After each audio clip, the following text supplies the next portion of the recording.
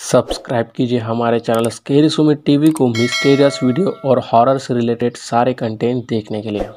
Amazon prime के OTT platform पर कुछ ही दिन पहले डिबुक नामक मूवी रिलीज़ हुई है और ये फिल्म काफ़ी चर्चा का विषय बनी हुई है। और डिबुक एक मलयालम मूवी इज़रा की रीमेक है। इस फिल्म की रेटिंग काफ़ी फ्लक्चुएट हो रही है, इस कारण मैं आपको एक सटीक रेटिंग नहीं बता पाऊँगा। इस फिल्म के लीड रोल में हम निकिता दत्ता और इमरान हाशमी को देख पाएंगे। और इमरान हाशमी ने रास, एक थी डायन जैसे कई हिट हॉरर मूवीज़ दिए हैं और ये मूवी इमरान हाशमी के फैंस के लिए काफ़ी पसंद आ सकती है। तो बिना कोई वक्त गवाए हम जल्दी से मूवी की ओर बढ़ते हैं and let's get started.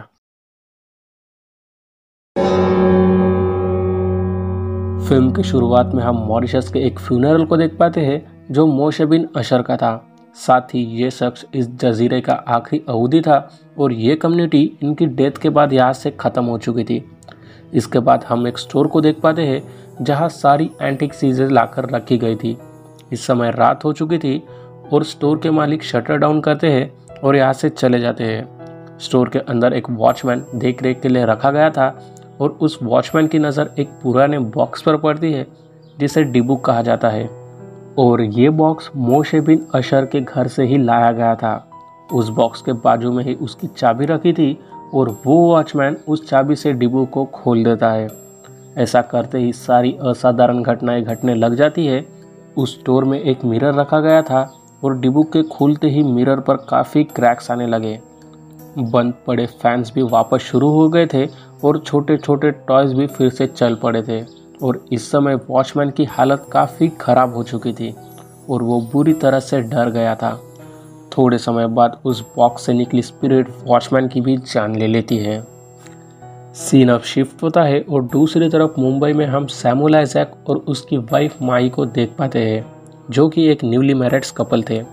Samuel एक मल्टीनेशनल कंपनी में काम किया करता था और काम के सिलसिले में उसकी मॉरिशस में ट्रांसफ़र हुई थी।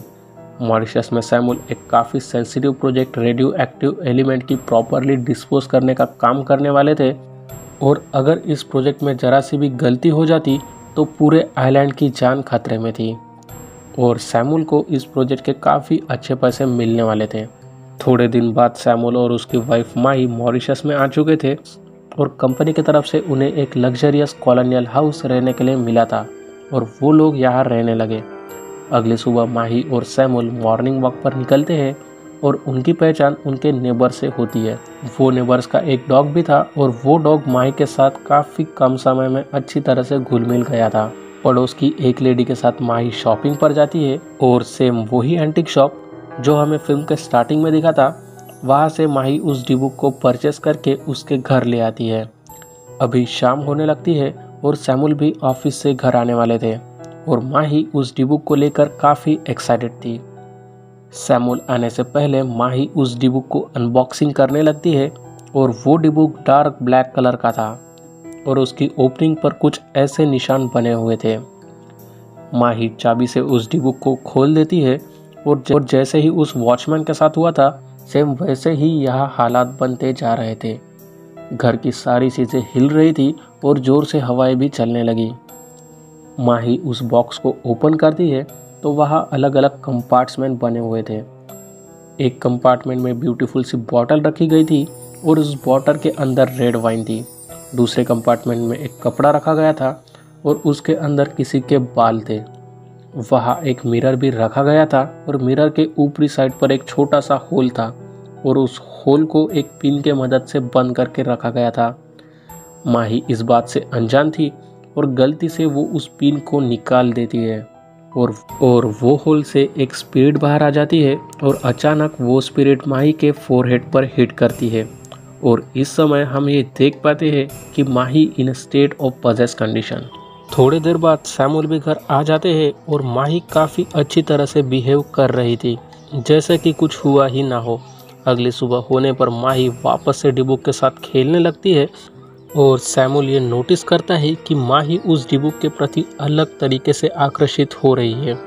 माही थोड़े समय बाद बाथरूम में नहाने जाती है तो उसे वहाँ काफ़ी भारी मात्रा में फॉग नज़र आता है। माही को ऐसा लगता है कि उसके अलावा और भी कोई उस बाथरूम में मौजूद है।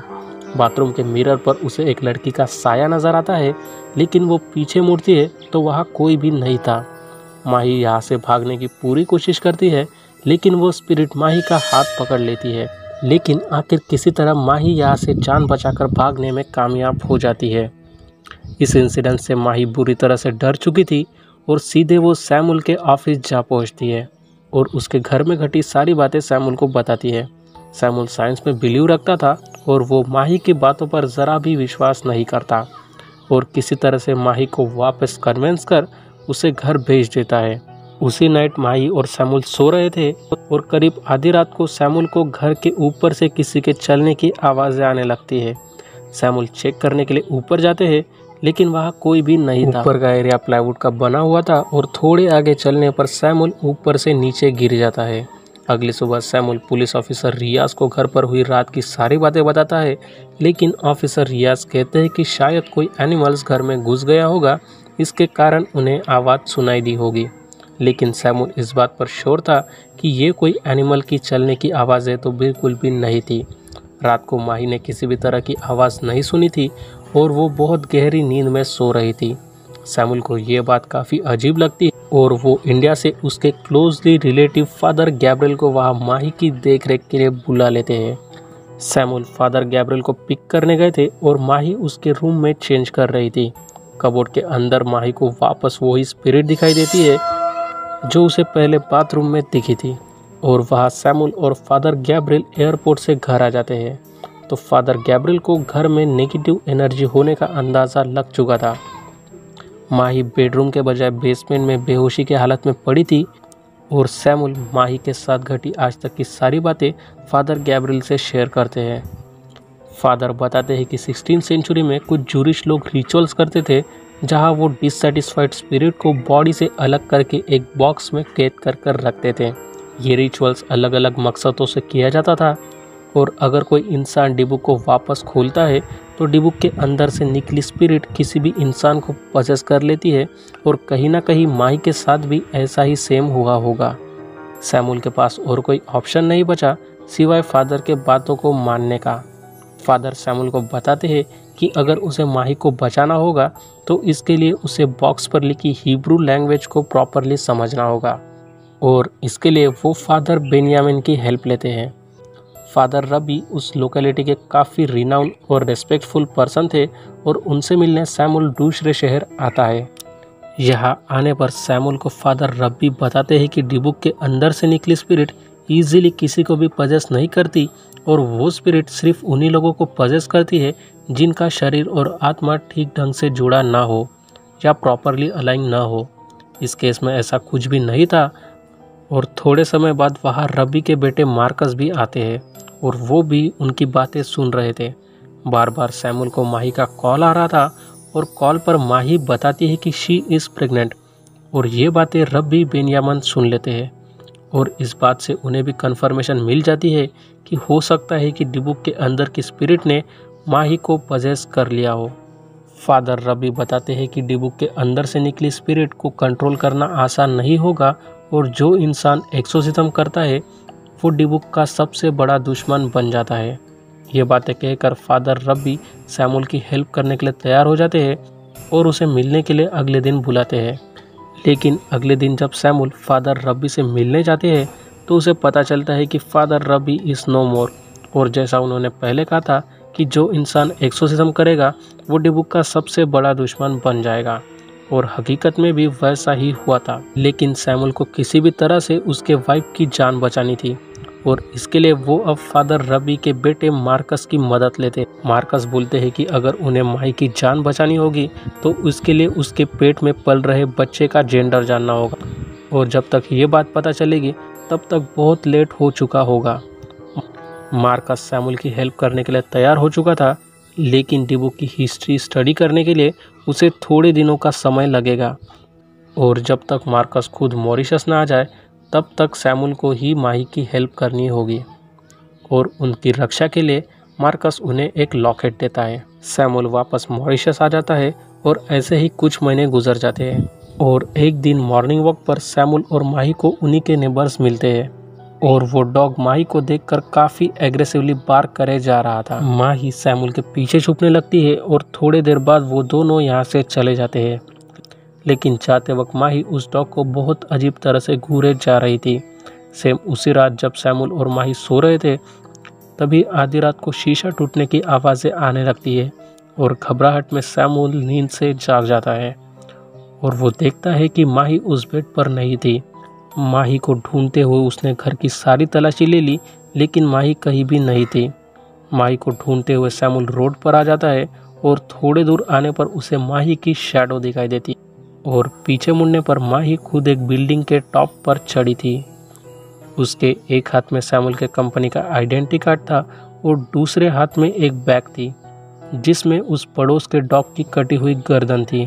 थोड़े समय बाद वहाँ उनकी हेल्प के लिए मार्कस आ जाते हैं और माही बेहोश होकर रोड पर गिर जाती है। अगली सुबह उनके नेबर्स ने उस डॉग को लेकर पुलिस में कंप्लेंट की थी और पुलिस ऑफिसर रियाज को वहाँ पर एक औरत की पायल मिलती है। वहाँ सैमुअल के घर पर मार्कस उस एंटीक शॉप के बारे में सैमुअल से पूछते हैं जहाँ से वो डिबुक को खरीदा गया था। वो दोनों उस एंटीक शॉप में जाते हैं और मार्कस उस शॉप ओनर से उस डिबुक को जिनके घर से लाया गया था उनका एड्रेस पता कर लेता है और ये वही जूरिस्ट थे जिसे हमने फिल्म के स्टार्टिंग में देखा था। मार्कस ताला तोड़कर घर के अंदर आ जाते हैं और यहाँ काफ़ी सारे बुक्स रखे हुए थे। किसी तरह से मार्कस उस डिबुक के ओरिजिनल बुक को वहाँ से कलेक्ट कर लेता है और यहाँ से चला गया था और यहाँ हमें उस डिबुक के पीछे का हार्श ट्रूथ पता चलता है। ईयर 1961 में मोहबारो गांव में इब्राहिम इजरा नाम का लड़का था और वो एक क्रिश्चियन गर्ल नोरा से प्यार करता था। इब्राहिम मॉरिशस के बड़े बिजनेसमैन याकूब इजरा का बेटा था और याकूब मॉरिशस के यहूदी के पहले पीढ़ियों में से एक थे। कबीला जो 16वीं सेंचुरी की यहूदी तांत्रिक विद्या है और याकूब ने इसमें महारत हासिल कर ली थी और उनका कारोबार भी काफ़ी अच्छा चलता था और याकूब को ऐसा लगता था कि इतनी तरक्की उसे इस तांत्रिक विद्या के कारण ही मिल रही। लेकिन इब्राहिम इजरा का इन सब बातों पर विश्वास नहीं था।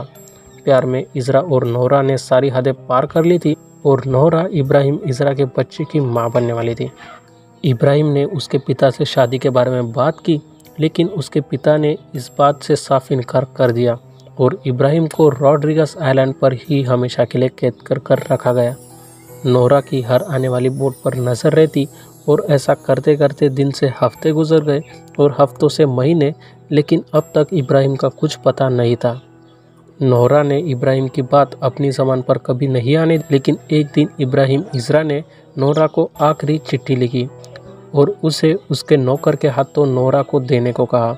चिट्ठी में उन दोनों के लव स्टोरी की अंतिम बातें लिखी थी और नोरा को इन सब बातों से काफ़ी दुख हुआ और उसने फांसी लगाकर खुद की जान दे दी।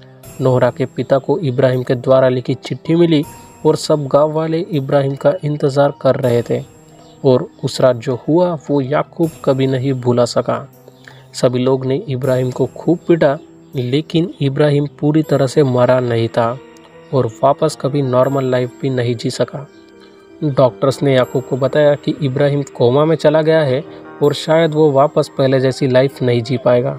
याकूब उसके बेटे को ऐसे हाल में नहीं देख सकता था और सबको माफ़ भी नहीं करना चाहता था और वो पूरे जजीरे से बदला चाहता था। याकूब ने कबीला विद्या के द्वारा एक डिबुक को बनाया और इब्राहिम की आत्मा को एक बॉक्स में संभाल कर रखने की ठानी। याकूब ने उस डिबुक के साथ एक श्राप जोड़ दिया, जब इस जजीरे का आखिरी यहूदी मरेगा तो ये डिबुक एक ऐसे शरीर को पजेस करेगा जो यहाँ की ज़मीन और पूरे लोगों को ख़त्म करने के काबिल हो। डिबुक बनाने की एक शर्त ये थी कि लाश को जलाया या दफनाया न जाए, इसलिए याकूब ने इब्राहिम इजरा की बॉडी को लाइट हाउस से 8 किलोमीटर दूर पानी में फेंक दिया और कब्रिस्तान में सबके सामने नकली शरीर को दफन किया गया। मार्कस सारी बातें फादर गैब्रियल के साथ शेयर करते हैं और प्रेगनेंसी के कुछ महीनों बाद ट्रीटमेंट के दौरान माही को पता चल जाता है कि उसके पेट में एक लड़का पल रहा है। अगली सुबह ऑफिसर रियाज सैमुअल से मिलने उनके घर आते तो उनकी मेड ने सभी चीज़ें इधर उधर फैला कर रखी थी। ऑफिसर के पूछने पर उनकी मेड बताती है कि माही मैडम की एक पायल गुम गई है और उसे ही वो काफ़ी देर से ढूंढ रही है। ऑफिसर रियाज को जो पायल उनके नेबर के घर में मिली थी ये सेम वैसी ही पायल थी। ऑफिसर रियाज को सभी बातें पता चल चुकी थी और वो सैमुअल से बात करने लगते हैं। लेकिन फादर गैब्रियल सैमुअल को यहाँ से नीचे माही की देखभाल के लिए भेज देते हैं और अब फादर गैब्रियल, मार्कस और ऑफिसर रियास तीनों मिलकर बुक की सच्चाई पता करने के इब्राहिम इजरा की कब्र खोदने लगते हैं। बुक के अनुसार वह इब्राहिम इजरा की लाश नहीं थी और बुक की सारी बातें सच निकली। मार्कस उस रात एक एक्सोर्सिज्म करने वाले थे और इस काम के लिए उन्हें 10 आस्तिक आहुतियों की ज़रूरत थी। वो तीनों मिलकर सैमुअल को किसी तरह उनके प्रोजेक्ट प्लान पर लेकर आते हैं और वहाँ उसे मारकर बेहोश कर दिया जाता है।